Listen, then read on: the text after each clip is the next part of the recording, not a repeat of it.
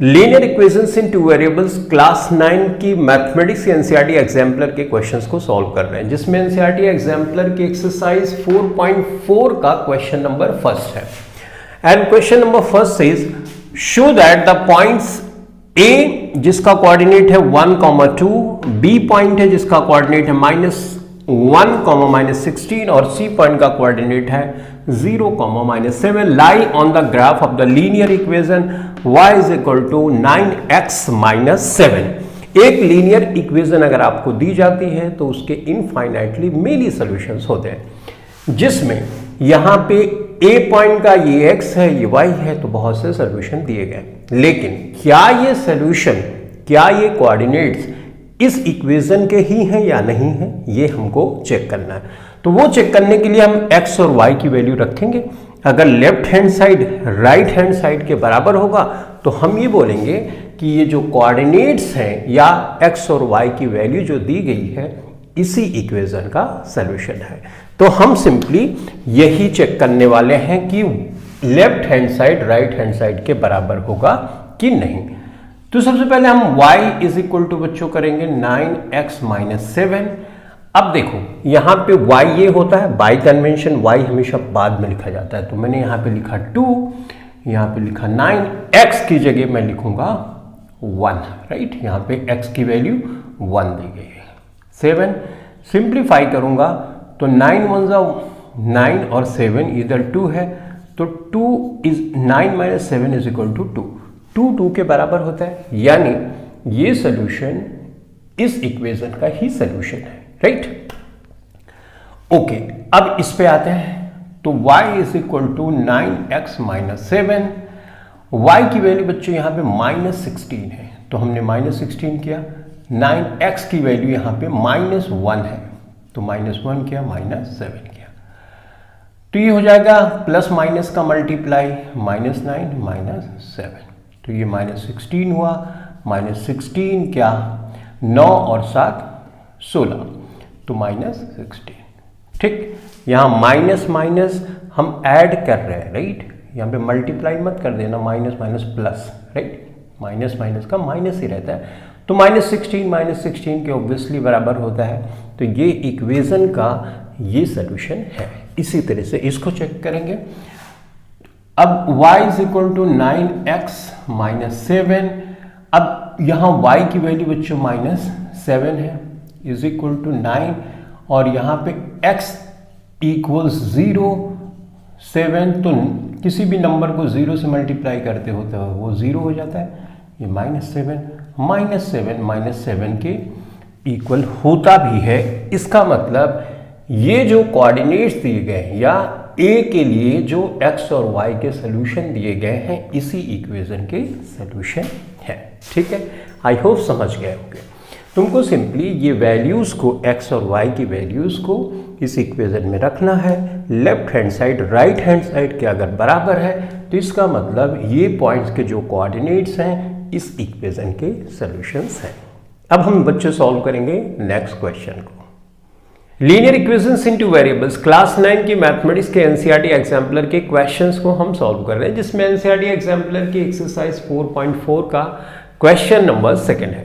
And question number 2 says the following observed values of x and y are thought to satisfy a linear equation. ये x और y की values दी गई हैं, ये एक लीनियर इक्वेशन की वैल्यूज है। राइट द लीनियर इक्वेशन, तो हमको पता करना है इसकी हेल्प से कि वो लीनियर इक्वेशन कौन सी है जिसकी ये x और y की वैल्यूज इस टेबल में दी गई है। तो पहला पार्ट क्या है, draw the graph using values of x, y as given in the above table. इस टेबल में जो वैल्यूज x और y की दी गई हैं उसकी हेल्प से हमको ग्राफ पे इनको प्लॉट करना है। At what points the graph of the linear equation cuts the x-axis? तो जब हम ग्राफ पे इन वैल्यूज को प्लॉट करते हैं तो जो लाइन हमको मिलती है 2 पॉइंट की हेल्प से वो x एक्सिस पे कहां कट करेगी, कट्स द y एक्सिस, और y एक्सिस पे कहां पर कट करेगी। तो सबसे पहले हम ग्राफ पे इन गिवन पॉइंट्स को प्लॉट करेंगे, उसकी हेल्प से हम इसका और इसका आंसर कर सकते हैं। उसके बाद इसकी हेल्प से हम दूसरे वाले यानी फर्स्ट वाले पार्ट को सॉल्व करेंगे कि ये किस लीनियर इक्वेशन के सॉल्यूशंस है या एक्स और वाई की वैल्यूज है। कोऑर्डिनेट ज्योमेट्री में बच्चों आपने पढ़ा है कि कैसे गिवन अगर पॉइंट्स दिए गए हैं, कोऑर्डिनेट्स दिए गए हैं, तो ग्राफ पे कैसे प्लॉट करना होता है। उसके लिए आपको एक ग्राफ पेपर चाहिए होता है, जिस ग्राफ पेपर पे आपको एक्स इस तरह से हॉरिजॉन्टल लाइन ड्रॉ करनी है, वर्टिकल वहां पे ऑलरेडी बनी होती है, सिर्फ डार्क करनी होती है और छोटे छोटे बॉक्सेस बने होते हैं। आई होप ग्राफ पेपर तुम जानते होगे और ग्राफ पे कोऑर्डिनेट ज्योमेट्री में तुमने पॉइंट्स को प्लॉट भी किया होगा, तो यहां बड़ी आसानी से कर लोगे। तो for the sake of convenience मैंने ये कुछ ग्राफ के जैसा यहां पर बना दिया है, तो इन पॉइंट्स को अब ग्राफ पे प्लॉट करते हैं। ये पॉजिटिव है, पॉजिटिव 6 एक्स एक्सिस पे, तो पॉजिटिव तो बच्चों इधर होता है, तो 1 2 3 4 5 6 हम यहां पे पहुंच गए। y पे -2 चलना है, तो 1 और -2, तो सम वाट जो हमारा पॉइंट मिलेगा हमको यहां पर मिलेगा, यानी 6 यहां पे और 2 इस डायरेक्शन में, तो यहां पे आके मिल जाता है। इसी तरह से बच्चों यहां पे देखना, ये -6 है, यानी x एक्सिस में नेगेटिव जाना है, तो 1 2 3 4 5 6, तो यहां पे पहुंच गए हम, राइट। उसी तरह से y पे 6 जाना है, तो यहां पे 6 जाएंगे, तो यहां से काउंट कर सकते हैं 1 2 3 4 5 6, तो इधर से यहां पे आएंगे और इधर से इधर जाएंगे, तो समव्हाट ये पॉइंट कुछ यहां पे कट कर रहे हैं, राइट। अब इन दोनों पॉइंट्स को हम मिला देंगे, तब हमको एक लाइन मिल जाएगी। तो चलो मिला देते हैं। तो यहां पे मैंने रखा और यहां पे इस तरह से रखा, ठीक। ये हमने लिया, ये किया, ये किया और इस तरह से हमने मिला दिया। अब थोड़ा बहुत इधर उधर हो सकता है क्योंकि ये हाथ से ड्रॉ की गई है, ग्राफ पेपर पे प्रॉपरली हॉरिजॉन्टल और वर्टिकल लाइन से ड्रॉ होती है, तो वहां पे मिस्टेक होने के चांसेस बहुत ही कम होते हैं, ठीक। तो बच्चों इन दो पॉइंट्स को हमने प्लॉट कर दिया। तुम चाहो तो कोऑर्डिनेट इसका लिख सकते हो। ये कोऑर्डिनेट है अपना, ये कोऑर्डिनेट है 6, -2 का है, और ये कोऑर्डिनेट है अपना 6 -6, का है, ठीक है। अब ये ग्राफ जब आपने प्लॉट कर दिया, तो इस ग्राफ की हेल्प से हमको बताना है कि एक्स एक्सिस पे लाइन कहां कट करती है।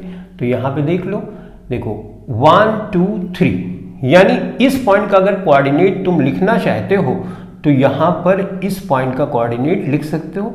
ये होगा बच्चों, पहले एक्स एक्सिस लिखते हैं 3, लेकिन y एक्सिस पे तो कुछ नहीं है, तो यहाँ पे 0 लिखोगे। जब x एक्सिस पे कोई लाइन कट करती है, इसका मतलब y एक्सिस पे कुछ है ही नहीं, तो इसका कोऑर्डिनेट होगा 3, 0, यानी इस वाले का आंसर होगा 3, 0।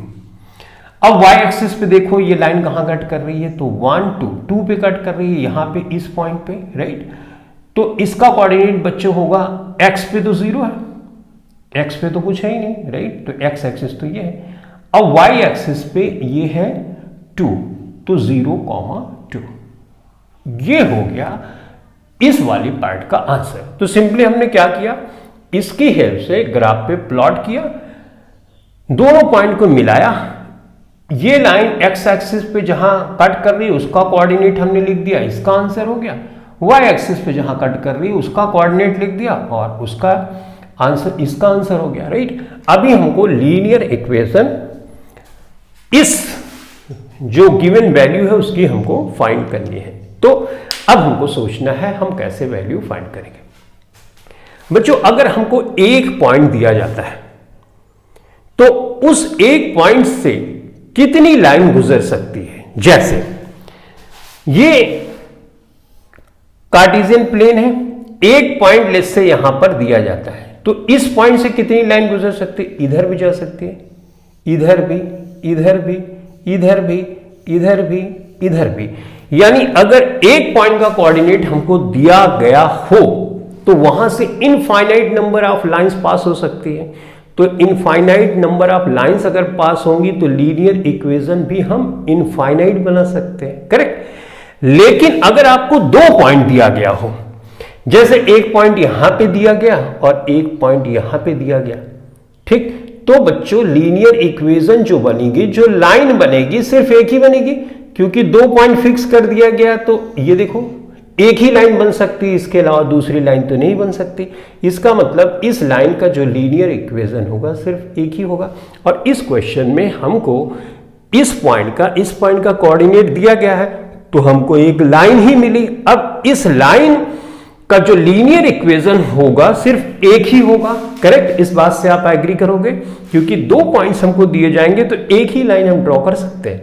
तो एक लाइन ड्रॉ करेंगे तो लीनियर इक्वेशन एक लाइन की एक ही बनेगी। तो उस लीनियर इक्वेशन को हमको पता करना है।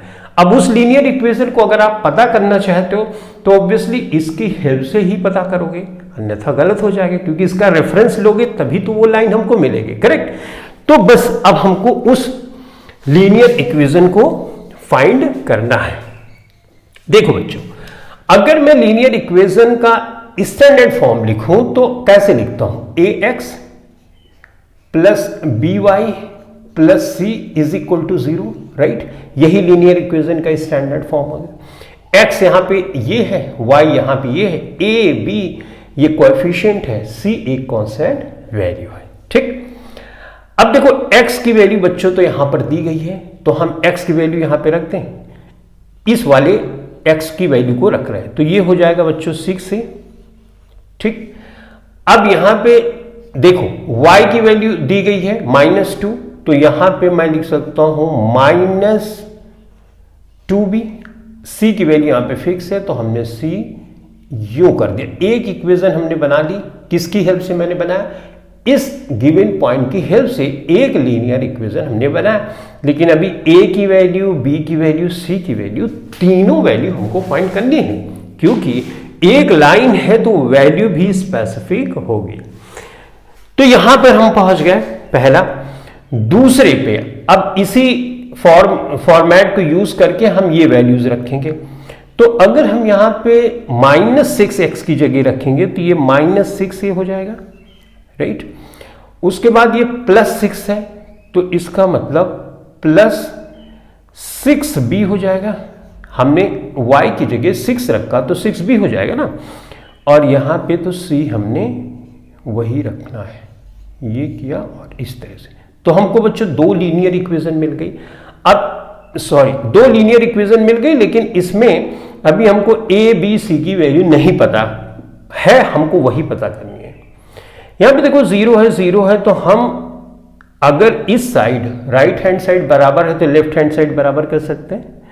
तो हम यहां पे लिख सकते हैं from equation first and second, ठीक है। तो 6a - 2b plus c is equal to -6a plus 6b plus c कर सकते हैं। c से c कैंसिल हो गया। अब 6a है यहाँ पे बच्चों, और यहाँ पे है ये नेगेटिव, इधर लाओगे तो पॉजिटिव 6a हो जाएगा। इसी तरह से -2b है, ये इधर लेके जाओगे तो -6b हो जाएगा, राइट। और इधर तो कुछ नहीं बचा, 0 है। तो 6 में से अगर 6 और 6 ऐड करोगे तो कितना होगा, 12 भी हो जाएगा। और ये बच्चों 6 और 2 8, तो 8b हो जाएगा इज इक्वल टू 0, करेक्ट। अच्छा, इसको इधर ट्रांसपोज करते हैं तो 12a है और ये माइनस से उधर जाएगा तो 8b हो जाएगा, करेक्ट। इतना कर सकते हैं। अब इस चीज़ को हम यहाँ पे करते हैं ताकि आपको समझ में आए, किस तरह दिखाई पड़ रहा है हो। तो ये हम यहाँ पे कर देते हैं। अब बच्चों a यहीं पे रखते हैं, ये b मल्टीप्लाई में है तो इसको डिवाइड में करते हैं, a बाई b हो गया, ठीक है। तो यहाँ पे 8 हुआ और ये 12 हुआ। देखो a को यहीं पे रखा, b को डिवाइड कर दिया, 8 को यहीं पे रखा, 12 को डिवाइड कर दिया। तो ये आंसर, इसको सिंप्लीफाई करेंगे तो 4 दूनी 8, 4 3 12। a डिवाइडेड b का जो रेशियो बच्चों आ रहा है 2:3 का आ रहा है, राइट। तो a और b की वैल्यू यहाँ से हम कंपेयर करके इसमें इक्वेशन में रख सकते हैं। तो चलो रखते हैं। देखो a की वैल्यू मैं रखूँगा बच्चों यहाँ पे 2, तो ये हमारे पास 2x हो जाएगा, राइट। b की वैल्यू यहाँ पे रखूँगा मैं 3, तो हमारे पास 3y हो जाएगा, ठीक। और यहाँ पे प्लस सी है तो प्लस सी रख दिया और ये 0 हो गया। लेकिन अभी भी हमको सी की वैल्यू तो नहीं पता और सी की वैल्यू हमको पता करना ज़रूरी है। करेक्ट, सी की वैल्यू हम पता करेंगे तभी तो लीनियर इक्वेशन हमको एक फिक्स लीनियर इक्वेशन इस लाइन का मिलेगा। तो सी की वैल्यू फाइंड करने के लिए बच्चों इसमें x और y की वैल्यू हम रख देते हैं। तो चलो रख देते हैं। ये किया, x की वैल्यू मैंने यहाँ पे 6 कर दिया, यहाँ पे 3 किया और y की वैल्यू यहाँ पे बच्चों -2 है तो -2 कर दिया और प्लस सी कर दिया। अब यहाँ सब कुछ तो पता हो गया, ये 12 हो गया और ये -6 हो गया, ये हो गया और plus c is equal to 0। तो c इज इक्वल टू बच्चों होगा 12 में से 6 माइनस करोगे तो 6 हो जाएगा। चलो इधर एक स्टेप और कर देता हूँ, +6 इज इक्वल टू 0 तो 6 is equal c is equal to -6 हो जाएगा। तो c की वैल्यू बच्चों आया -6। करेक्ट ना। तो अगर मैं c की वैल्यू यहाँ पे रख दूँ -6 तो ये रख रहा हूँ 2x प्लस, मतलब यहाँ बीच में लिख देना on putting the value of c is equal to -6। यहाँ पे इक्वेशन डाल दो, ये इक्वेशन नंबर 3 ऐसे कर दो। इन इक्वेशन 3 वी गेट, उसके बाद 2x plus 3y -6 is equal to 0। ये हमारी लीनियर इक्वेशन है। यहां पर हमने देखा कि किस तरह से हमको अगर 2 पॉइंट फिक्स कर दिया जाए तो लीनियर इक्वेशन निकालनी होती है। इसी चीज को बच्चों रीअरेंज करके y is equal to mx plus C के अकॉर्डिंग टू भी करते हैं। वो मैंने आपको नहीं कराया क्योंकि आपने शायद वो नहीं पढ़ा होगा, है इसी का फॉर्म। तो जो आपने पढ़ा है मैंने उसके अकॉर्डिंग टू किया। सिंपली एक बार फिर से आपको समझाता हूं मैं। देखो ये लीनियर इक्वेशन का फॉर्मेट है, ये तो आप जानते होंगे। उसमें हमने x और y की वैल्यू रख के एक इक्वेशन बना ली, x और y की वैल्यू ये रख के दूसरी इक्वेशन बना ली और इसको हमने सॉल्व किया तो a और b की वैल्यू कंपेयर करके हमने यहाँ पे इस इक्वेशन में रख दी तो हमको ये मिला। अब c की वैल्यू तो हमको नहीं पता है तो x और y की वैल्यू हमने यहाँ पर रख दी इस टेबल से जो कि ऑलरेडी दिया है। अगर आप ये भी रखोगे तब भी c की वैल्यू -6 ही आएगी। तो ये रखो वैल्यू या ये वैल्यू रखो, उसमें कोई फर्क नहीं पड़ेगा, c की वैल्यू हमेशा -6 ही आएगी। c की वैल्यू एक बार हमने फाइंड कर ली तो हमने यहाँ पे 2x प्लस 3y तो था ही, c की वैल्यू रख दी -6 इज इक्वल टू 0 और यही लीनियर इक्वेशन इस लाइन की लीनियर इक्वेशन है। आई होप आपको अब बेहतर ढंग से ये क्वेश्चन समझ में आया होगा। Linear equations into variables class 9 की मैथमेटिक्स के एनसीईआरटी एग्जाम्पलर के क्वेश्चंस को सॉल्व कर रहे हैं, जिसमें एनसीईआरटी एग्जाम्पलर की एक्सरसाइज 4.4 का क्वेश्चन नंबर 3 है। And question number 3 says draw the graph of the linear equation 3x plus 4y is equal to 6 at what points the graph cuts the x axis and the y axis. किसी भी linear equation in two variable को जब हम graph पे plot करते हैं तो हमको एक लाइन मिलती है, इस इक्वेशन की एक लाइन मिलती है और इसी लाइन के ऊपर हमने इस तरह की इक्वेशन को लीनियर इक्वेशन बोला है। अगर हमको एक लाइन मिलेगी तो हमको ये बताना है ये लाइन x एक्सिस पे कहां कट करेगी और y एक्सिस पे कहां पर कट करेगी। अगर इस बात की अंडरस्टैंडिंग हमको हो जाए कि जब लाइन x एक्सिस पे कट करती है तो y का कोऑर्डिनेट होता है 0 और अगर y एक्सिस पे कट करती है तो x का कोऑर्डिनेट होता है 0। तो अगर इतनी बातें हमको पता है तो हम बगैर ग्राफ पे प्लॉट किए भी x एक्सिस पे किस पॉइंट पे लाइन कट करेगी और y एक्सिस पे किस पॉइंट पे कट करेगी तो भी बता सकते हैं। लेकिन क्वेश्चन में बोला गया है कि ग्राफ पे प्लॉट करके बताओ, तो वो भी हम कर देंगे। तो सबसे पहले अगर किसी लीनियर इक्वेशन को ग्राफ पे हमको प्लॉट करना होता है तो x और y के हमको कोऑर्डिनेट फाइंड करने होंगे। तो बच्चों इस इक्वेशन को हम अरेंज कर लेते हैं। सबसे पहले हम इसको लिख सकते हैं 4y is equal to 6 minus 3x, कर सकते हैं। 3x को इधर लेके गए तो पॉजिटिव में है तो निगेटिव में हो गया, तो y is equal to 6 minus 3x divided by 4। तो यहां पे मैंने x लिख लिया और यहां पे मैंने y लिख दिया, 6 माइनस 3x डिवाइडेड बाय 4। ठीक, अब हम यहां से कोऑर्डिनेट फाइंड करेंगे। ये किया, एटलीस्ट दो तो फाइंड ही करना पड़ेगा। तो बच्चों जैसे मैंने बोला कि एक्स एक्सिस को जीरो कर देते हैं तो वाई वाला कोऑर्डिनेट हमको मिल जाएगा। ये जीरो मैंने किया, यहां पे जीरो रखोगे तो ये वाली टर्म पूरी जीरो हो जाएगी, जीरो से मल्टीप्लाई करने पे जीरो होता है। हमारे पास बचेगा 6/4, 2 3 6, 2 2 4, 3/2 है। इसको सॉल्व करोगे तो 1.5 आएगा, ये 1.5। इसका मतलब y एक्सिस पे 1.5 यूनिट पे ये लाइन कट करने वाली है कि नहीं। अब देखो हमको y का तो पता चल गया, तो x का निकालना है तो y को जीरो कर दो, ये जीरो हमने कर दिया है ना। तो y जीरो करोगे 4 से मल्टीप्लाई करोगे तो जीरो हो जाएगा। उसके बाद हमारे पास आ जाएगा यहाँ पे 6 - 3x है कि नहीं, इज इक्वल टू 0। तो इस माइनस को इधर लेके जाओगे तो 3x हो जाएगा, ये 6 हो जाएगा। तो x इज इक्वल टू बच्चों हो जाएगा 6 डिवाइडेड बाई 3, 3 2 6। तो यहां पे x की वैल्यू क्या आ गई, 2 आ गई। तो इसका मतलब y एक्सिस पे 1.5 पे कट करेगा यूनिट पे ग्राफ जो लाइन आएगी, और x एक्सिस पे 2 यूनिट पे कट करेगा। ये तो हमको ऐसे ही पता चल गया, लेकिन ग्राफ प्लॉट करने के लिए बोला गया है तो ग्राफ पेपर की जरूरत पड़ेगी, जो कि मेरे पास नहीं है लेकिन आपके पास जरूर अवेलेबल होता है। तो मैं यहाँ पे थोड़ा सा बना के आपको इस तरह से दिखा देता हूँ। बच्चों ये जो वर्टिकल लाइन होती है इसको y एक्सिस बोलते हैं, और जो ये ग्राफ पेपर पे हॉरिजॉन्टल लाइन होती है इसको x एक्सिस बोलते हैं। ये ओरिजिन है, इसको 0,0 बोलते हैं। यहाँ पे ये 1 यूनिट मैंने मान ली और सेम डिस्टेंस पे एक लाइन और ड्रॉ कर ली, ऐसे करेंगे, ठीक है। तो ये 1 हुआ और ये 2 हुआ, ये पॉजिटिव x एक्सिस है अपनी, राइट, ओके। अब ये y एक्सिस अपना है तो सेम डिस्टेंस पे ही रखते हैं, ये किया हमने और यहाँ पे इस तरह से कर दिया, ठीक है।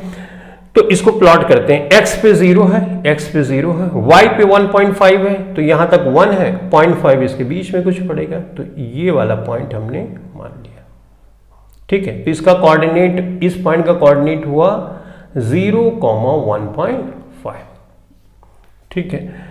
यहां पे 2 है, x एक्सिस पे 2 है तो यहां पे पहुंच गए, y एक्सिस पे कुछ भी नहीं है तो इसका मतलब ये पॉइंट यहीं पर पड़ेगा। इसका कोऑर्डिनेट बच्चों हुआ 2,0। अब इसको मिला दो,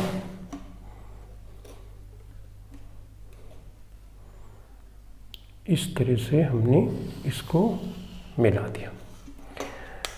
ये लाइन अनंत तक जाएगी और ये लाइन भी इंफिनिटी तक जाएगी। इस लाइन पे जितने भी कोऑर्डिनेट पड़ेंगे वो सारे के सारे कोऑर्डिनेट इस इक्वेशन के सॉल्यूशन होंगे। तो और भी यहां पे तुम कोऑर्डिनेट ले सकते हो, लेकिन जब इस लाइन को ड्रॉ करोगे पॉइंट्स यहां पे प्लॉट करने के बाद, तो तुम देखोगे वो भी इसी लाइन पे कहीं ना कहीं पड़ने वाले हैं। एनीवेज, हमको ये निकालना था कि x एक्सिस पे किस पॉइंट पे कट करेगा, तो 2 पे कट करेगा, 2 यूनिट पे, और y एक्सिस पे 1.5 यूनिट पे कट करेगा, और यही इस क्वेश्चन का हो गया आंसर। तो अब हम सॉल्व करेंगे नेक्स्ट क्वेश्चन। लीनियर इक्वेशंस इन 2 वेरिएबल क्लास 9 की एनसीईआरटी एग्जाम्पलर के क्वेश्चंस को सॉल्व कर रहे हैं, जिसमें एनसीईआरटी एग्जाम्पलर की एक्सरसाइज 4.4 का क्वेश्चन है। Question number 4, the linear equation that converts Fahrenheit to Celsius is given by the relation. Celsius से फ़ारेनहाइट ये टेम्परेचर नापने की स्केल है जिसके बीच में यह रिलेशनशिप दिया गया। उसके बाद हमको 4 क्वेश्चंस दिए गए जिसमें फ़ारेनहाइट की वैल्यू दी गई है तो सेल्सियस की निकाल ली है, सेल्सियस की दी गई है तो फ़ारेनहाइट की निकाल ली है।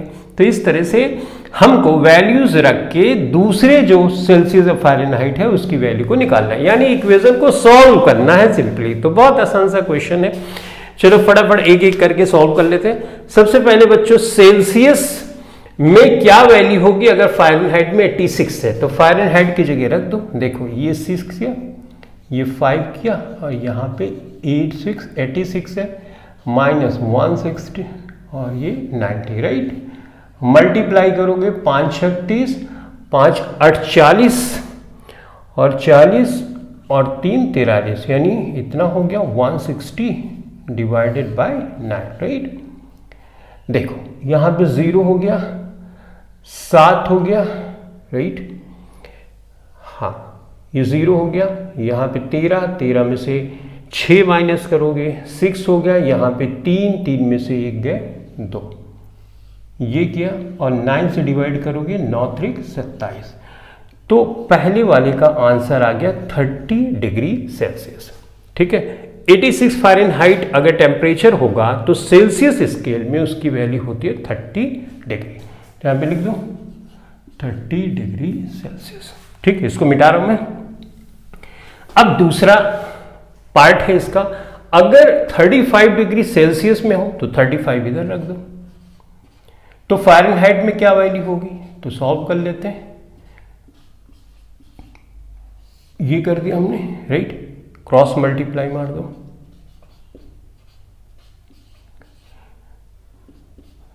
पांच 9 45 और 9 त्रिक 27 और 3 30, यानी 350, राइट।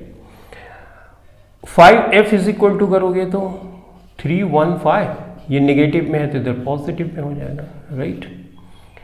तो बच्चों ये हो जाएगा, ये 0 हो जाएगा, 5 हो जाएगा, ठीक। 6 और 1 7 हो जाएगा, 3 और 1 4, 475 हो जाएगा। तो f इज इक्वल टू बच्चों हो जाएगा 475 डिवाइडेड बाई 5 ना। तो देखो 5 9 45, 2 बचा, 5 बचा 25, यानी 95 डिग्री फ़ारेनहाइट ये आंसर हो गया। तो यहाँ पे लिख देंगे हम 95 डिग्री फ़ारेनहाइट। तो इस तरह से हमने इस क्वेश्चन को भी सॉल्व किया। मिटाओ इसको, ओके।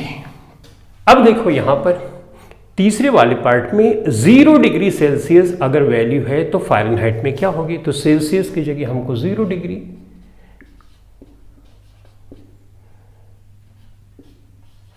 160 हो गई, करेक्ट। तो देखो डिवाइडेड बाय 9 भी है, तो बच्चों इसको मल्टीप्लाई करोगे तो 0 हो जाएगा। तो हमारे पास आएगा 5f minus 160 is equal to 0। यहाँ से मल्टीप्लाई करोगे तो इधर 0 है ना, तो 5f इज इक्वल टू हो जाएगा, नेगेटिव में है तो पॉजिटिव में 160 हो जाएगा। तो f इज इक्वल टू हो जाएगा 160 डिवाइडेड बाई 5। तो 5 3 15, 1 16, 5 दूनी 10, यानी 32 डिग्री फ़ारेनहाइट आ गया। तो यहाँ पे लिख देते हैं 32 डिग्री फ़ारेनहाइट। लेकिन यहाँ पे देखो इसी थर्ड में एक पार्ट और दिया गया है कि if the temperature is 0 degree Fahrenheit तो सेल्सियस पे उसकी क्या वैल्यू होगी। तो चलो कर लेते हैं भी सॉल्व। अब फ़ारेनहाइट की वैल्यू अगर 0 है तो ये 0 कर दो। इस क्वेश्चन में कुछ भी नहीं है, सिर्फ वैल्यूज रखना है और आंसर निकालना। तो ये तो 0 हो जाएगा बच्चों। c की वैल्यू आ जाएगी -160 डिवाइडेड बाई 9। तो यहाँ पे लिख देते हैं दूसरा पार्ट है -160 divided by 9 degree Celsius, right, degree Celsius. तो इसमें 2 क्वेश्चंस थे, हमने दोनों क्वेश्चन को सॉल्व कर लिया, ठीक। मिटाओ। अब यहाँ पे आ जाते हैं। इसमें बोला गया है कि what is the numerical value of temperature which is same in both scale. ऐसा कौन सा टेम्परेचर है जिसमें दोनों स्केल पे सेम वैल्यू आती है। तो उसके लिए हमको एक की वैल्यू किसी की निकाल लें। देखो रिलेशनशिप जो है वही लिखना है, 5f minus 160 divided by 9, right, यानी ये इसके बराबर है तो इसको f कर दूं, ये f कर दिया। c is equal to f, right. तो ऐसी कंडीशन में यहाँ पे f लिख सकते हैं is equal to 5f minus 160 divided by 9। Multiply करो तो 5f minus 160 is equal to 9f, right.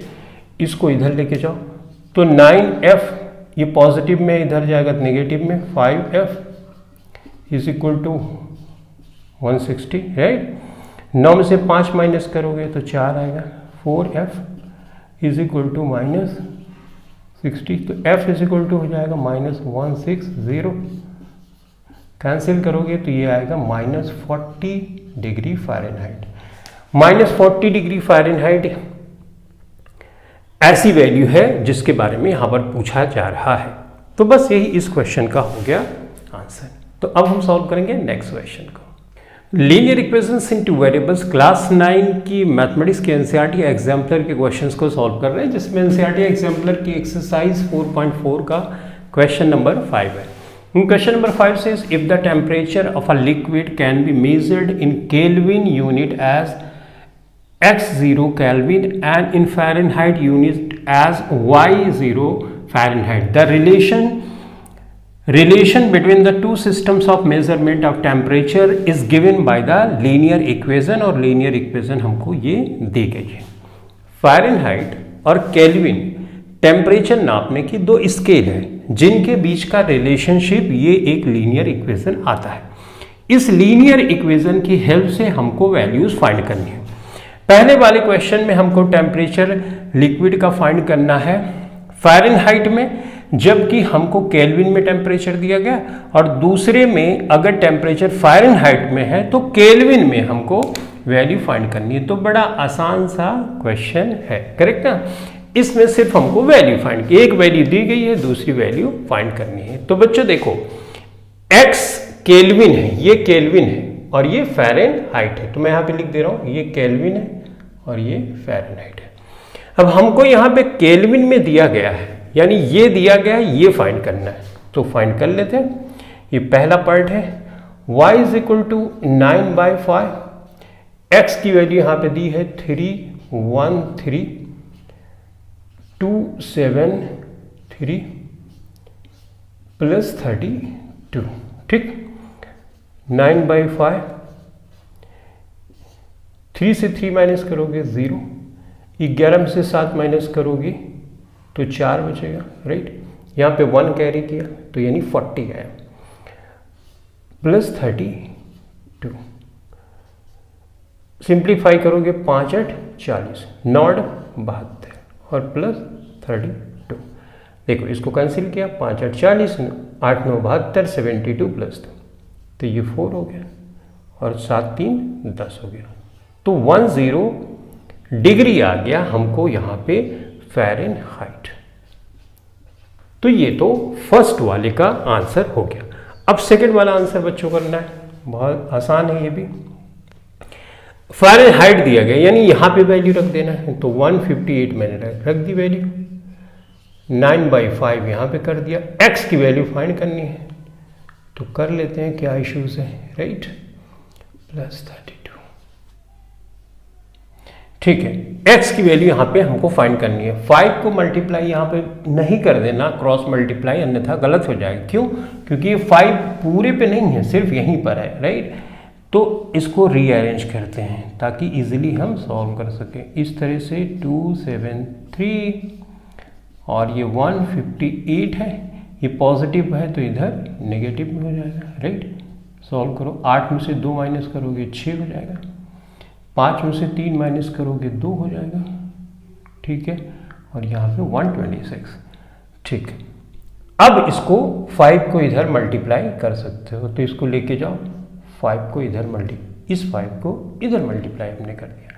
अब यहाँ पे हमारे पास बचा x माइनस 273, इस तरह से, ठीक। मल्टीप्लाई करो, ये 9x हो गया, इसको करोगे 9 त्रिक 27, 9 सते 63, 63 64 65, तो यहाँ पे 6 कैरी करोगे, 9 दूना 18, 18 2 20 और 4 24, तो ये हो गया 2457, करेक्ट।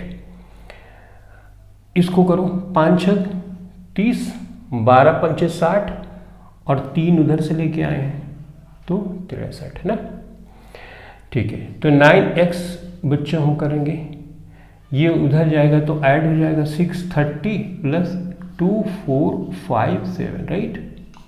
इसको ऐड कर लेते हैं, 2457 036 7 8 10 3087, राइट।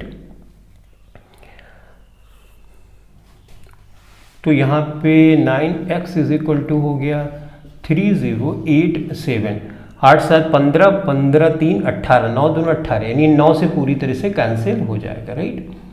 तो 3087 9 से इसको डिवाइड करो, तो 3087 9 त्रिक 27, 3 बचा, 8 9 त्रिक 27, 9 चौक 36, 2 बचा, 9 त्रिक 27, यानी 343। तो x की वैल्यू हो गई 343।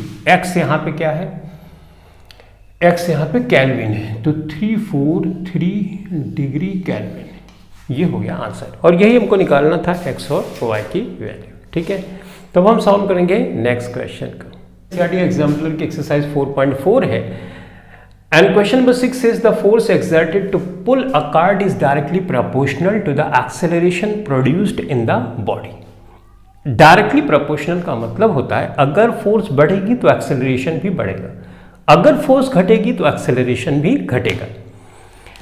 Express the statement as a linear equation of two variables and draw the graph of the same by taking the constant mass equal to 6 kg। जो ये बात यहाँ पे बोली गई, force is directly proportional to acceleration, इसकी help से हमको लीनियर इक्वेशन बनाना है और वहां पे मास 6 kg का हमें फिक्स रखना है। जब हमने एक बार लीनियर इक्वेशन बना लिया और ग्राफ पे प्लॉट कर लिया, तो हमको उस ग्राफ की हेल्प से पता करना है कि the force required when acceleration produced is 5 metre पर सेकेंड स्क्वायर और दूसरा है 6 मीटर पर सेकेंड स्क्वायर। अब ये क्वेश्चन तुमको सुनने में बड़ा कॉम्प्लिकेटेड लगता होगा, लेकिन तुमने वो फार्मूला बच्चों पढ़ा होगा, F is equal to ma second law of motion, right. वही फार्मूले के बारे में बात हो रही है।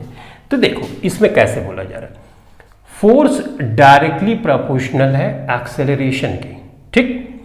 यानी फोर्स बढ़ेगी तो एक्सेलरेशन बढ़ेगा, फोर्स घटेगी तो एक्सेलरेशन घटेगा। सिंपल ये यहाँ पे कांस्टेंट m लिया गया है, तो इसको प्रोपोर्शनलिटी का हम साइन हटाएंगे, यहाँ पे m कर देंगे और ये a कर देंगे। लेस से फोर्स को हम y एक्सिस पे दिखा रहे हैं, m तो मास है, इसको एज इट इज रहने लगते हैं, एक्सेलरेशन को हम x से दिखा रहे हैं। तो हमको जो इक्वेशन बच्चों मिली ये वाली मिली, ये एक लीनियर इक्वेशन हुई, ठीक है। तो हमारी रिक्वायर्ड लीनियर इक्वेशन ये हो गई, ठीक है। अब इस लीनियर इक्वेशन की हेल्प से हमको कुछ इंफॉर्मेशन बतानी है, जैसे क्या होगी वैल्यू, क्या वैल्यू होगी फोर्स की यानी y की जब एक्सेलरेशन यानी x 5 मीटर पर सेकेंड है। तो चलो पहले वाले पार्ट को हम सॉल्व करते हैं। तो ये y किया हमने, फोर्स की वैल्यू निकालनी है, मास देखो यहाँ पे 6 kg हमको फिक्स कर दिया गया, तो यहाँ पे 6 लिख देते हैं, है ना, करेक्ट, क्योंकि ये तो फिक्स ही है। तो ये हमारी लीनियर इक्वेशन हो गई। तो यहाँ पे 6 किया, एक्सेलरेशन अगर 5 है तो हमारा फोर्स होगा 5 6 30 न्यूटन की फोर्स होगी। SI यूनिट पे फोर्स की यूनिट होती है न्यूटन, तो ये 30 न्यूटन। अब यहाँ पे देखो, अगर y की वैल्यू हमको निकालनी है और एक्सेलरेशन 6 मीटर है, तो 6 रखोगे, x की जगह 6 रखो, 36 होगा, यानी 36 न्यूटन। तो बच्चों जब तुम ग्राफ प्लॉट करोगे ना इस तरह से, y एक्सिस पे फोर्स को रखोगे और a एक्सिस पे यानी यहां पे एक्सेलरेशन को रखोगे, तो यही चीज आपको ग्राफ पे प्लॉट करनी है। तो मैंने आंसर तो बता दिया, अब ग्राफ पे प्लॉट करना ये आपके लिए होमवर्क है, इसको जरूर करना, ताकि ग्राफ पे प्लॉट करने का अगर मेथड पता है तो वेल एंड गुड, नहीं पता है तो कुछ वीडियोस मैंने बनाई है उसको देख लो, ठीक है। करो, करना जरूर, मैंने तुमको आंसर तो बता दिया, अब ग्राफ पे तुमको प्लॉट करना है, कैसे कई बार मैंने बताया है, ठीक है। तो इस तरह से हमने एनसीईआरटी एग्जाम्पलर के क्वेश्चन जो लीनियर इक्वेशंस इन टू वेरिएबल्स में, वो सारे के सारे सॉल्व कर लिए। Thanks for watching this video, thank you very much.